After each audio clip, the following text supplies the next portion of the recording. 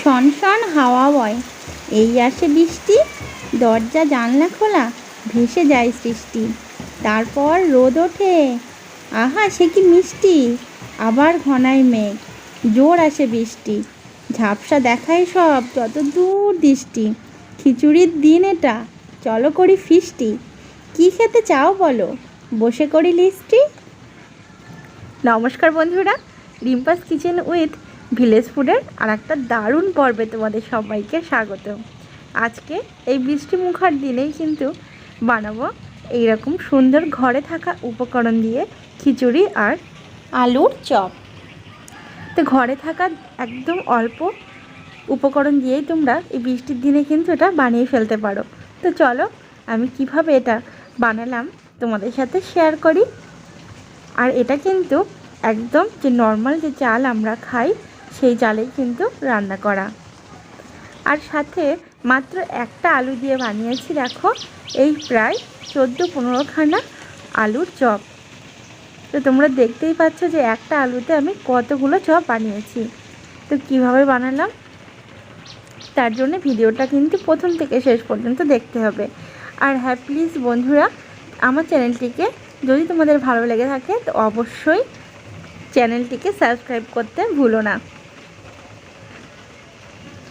তো বন্ধুরা, ঘরোয়া উপকরণ দিয়ে রান্নার জন্য কী নিয়েছি দেখো।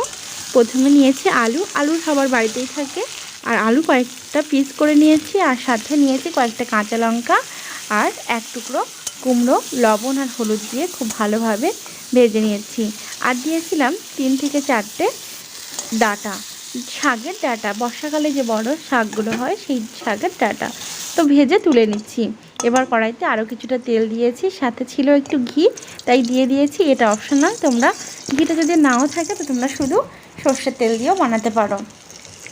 এর মধ্যে দিয়ে দিলাম কয়েকটা এলাচ আর কয়েকটা লবঙ্গ, আর এর মধ্যে একটা বড় সাইজের পেঁয়াজ কুচি দিয়ে দিয়েছি। আর এবার কিছুক্ষণ ভেজে নিয়ে এর মধ্যে দিয়ে দিলাম চালটা নিয়েছি ঘরে থাকা যে চালের নিয়মিত ভাত রান্না করে খাওয়া হয় সেই চালই কিন্তু দিয়ে আজকে রান্না করব। আর দেখো দিয়েছি 2 রকমের ডাল, মুগ ডাল আর মসুর ডাল। আর এর মধ্যে লবণ আর হলুদ দিয়ে দিচ্ছি। লবণ আর হলুদটা দিয়ে কিছুক্ষণ এটাকে কষিয়ে নেব। তো দেখো কিছুক্ষণ কষিয়ে নিয়েছি, আর এটা কিন্তু এরকম একটা সুন্দর কালার এসেছে, আর এই সময় কিন্তু সুন্দর একটা গন্ধ বের হবে। তো এর মধ্যে ভেজে রাখা আগে থেকে সবজিগুলো দিয়ে দিলাম। তো তোমরা এর মধ্যে ডাঁটার শাকের যে ডাঁটা দিয়েছি তার বদলে কিন্তু পুঁই শাকের ডাঁটাও দিতে পারো। এবার দেখো ভেজে এগুলোকে নামিয়ে নিয়েছি। এবার গ্যাসের ওপরে চাপিয়ে দিয়েছি একটা হাঁড়ি, আর এবার হাঁড়ির মধ্যে দিয়ে দিচ্ছি এইগুলোকে তুলে। তো খিচুড়িটা আমি হাঁড়ির মধ্যেই কিন্তু বানাবো। এবার এর মধ্যে দিয়ে দিচ্ছি জলটা একটু বেশি পরিমাণেই দেবো, যেহেতু সিদ্ধ চাল সেহেতু কিন্তু একটু সিদ্ধ হতে দেরি হবে আর অনেকটা জল লাগবে। আর এবার একটা মশলা করে নিয়েছি জিরে গুঁড়ো, গোলমরিচের গুঁড়ো আর লঙ্কা গুঁড়ো দিয়ে এই পেস্টটা বানিয়ে নেব।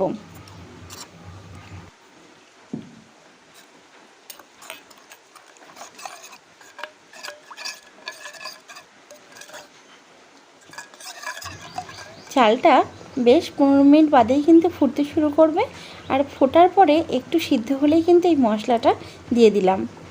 এবার আরও কিছুক্ষণ এটাকে ফুটিয়ে নেব। একদম শেষে দেখো খুব ভালোভাবে নেড়ে নেড়ে যখন গ্রেভি হয়ে আসবে তখন এর মধ্যে গরম মশলা বাটা দিয়ে দিলাম। তোমরা গুঁড়ো গরম মশলাটাও কিন্তু দিতে পারো। তো এভাবে একটু নেড়ে চেড়েই নামিয়ে দিলেই কিন্তু রেডি হয়ে যাবে। তো বর্ষাকালে একদম ঝামেলা ছাড়াই তোমরা ঘরে থাকা জিনিস দিয়ে বানিয়ে ফেলতে পারো এইরকম সুস্বাদু খিচুড়ি। আর খিচুড়ির সাথে বন্ধুরা একটু মচমচে কিছু ভাজা না হলে কিন্তু ভালোই লাগে না। তাই দেখো বেসন নিয়েছি, আর বেসনের মধ্যে দিয়ে দিয়েছি লবণ, হলুদ, লঙ্কা গুঁড়ো, জিরে গুঁড়ো দিয়ে কিন্তু একটা গাঢ় পেস্ট বানিয়ে নেব।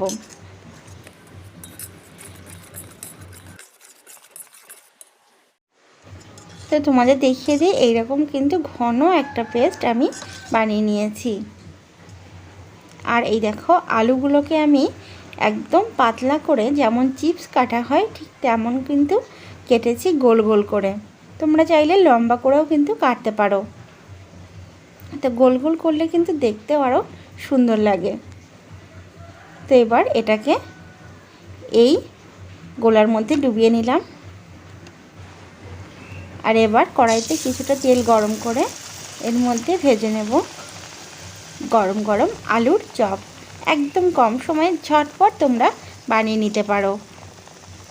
আর এটা কিন্তু খেতেও ভীষণ টেস্টি আর খুব মচমচেও হয়। তো তোমরা বাড়িতে বানিও আর আমাকে কিন্তু কমেন্ট বক্সে অবশ্যই জানিও যে কেমন হলো। তো এটাকে একদম মাঝারি আঁচে লাল করে ভেজে তুলে নেব। খিচুড়ির সঙ্গে খেতে বেশ ভালো লাগে। তো আর যে আলুগুলো আছে সেগুলো আমি পরপর ঠিক একইভাবে কিন্তু ভেজে নেব। তো দেখা হচ্ছে বন্ধুরা নতুন রেসিপি নিয়ে। সবাই ভালো থেকো, সুস্থ থেকো আর অনেক অনেক লাইক, শেয়ার ও সাবস্ক্রাইব করো।